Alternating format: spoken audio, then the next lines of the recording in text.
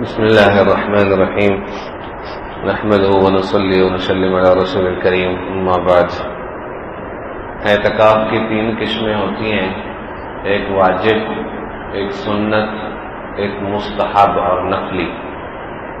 جو اعتکاف واجب ہوتا ہے وہ ہوتا ہے کہ بندہ اگر نظر مان لے کہ میرا فلان کام ہو گیا تو میں اتنے دن اعتکاف کروں گا، وہ اعتکاف بھی مسجد میں ہوگا اور روزے کے ساتھ ہوگا، جتنے دن کی نظر مانی اتنے ہی دن کا اعتکاف ہوگا۔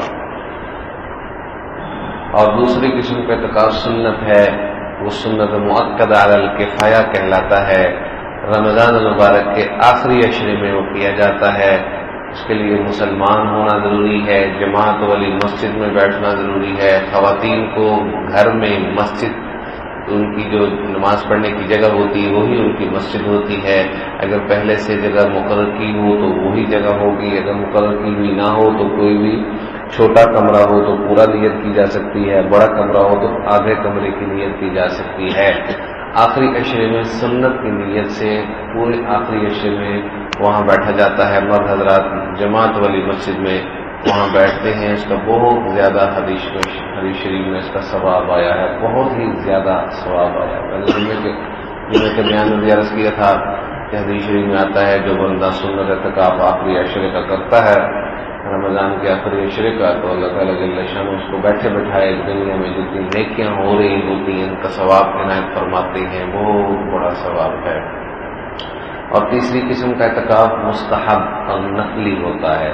اس کے لیے کسی وقت کی شرط نہیں ہوتی، جب بھی مسجد میں داخل ہوں اعتکاف کی نیت کر لیں، جب بھی مسجد میں داخل ہوں چاہے 1 منٹ کے لیے آئیں، مسجد میں جب داخل ہوں تو نیت اعتکاف کی کر لیں۔ اور عورتیں اگر ان کی جگہ متعین ہے نماز کی، جب بھی وہ نماز کی جگہ پہ جائیں وہاں پر وہ بھی اعتکاف کے نیت سے بیٹھ سکتی ہیں، نفلی اعتکاف کے لیے۔ تو یہ اعتکاف کا بہت بڑا ثواب ہے۔ اصل اعتکاف گناہوں سے بچنا ہے، حدیث شریف میں ہے اصل اعتکاف گناہوں سے بچنا ہے۔ اور جو بندہ اعتکاف میں بیٹھتا ہے اس کو بہت ساری فضیلتیں بھی عطا ہوتی ہیں، ليلۃ القدر بھی مل جاتی ہے، اور رمضان کے آخری عشرے کی کچھ نہ کچھ بندہ اپنی حیثیت کے مطابق قدر کر لیتا ہے، اللہ کے دربار میں جا بیٹھتا ہے۔ اس کے لیے ہمت کرنی چاہیے، کوشش کرنی چاہیے، کیا خبر ہمارا یہ آخری رمضان ہو تو اللہ تعالیٰ جل شانہ ہمیں اس کام پر سوچنے کی، اس پر عمل کرنے کی اللہ تعالیٰ ہمیں توفیق عطا فرمائے۔ آمین ثم آمین۔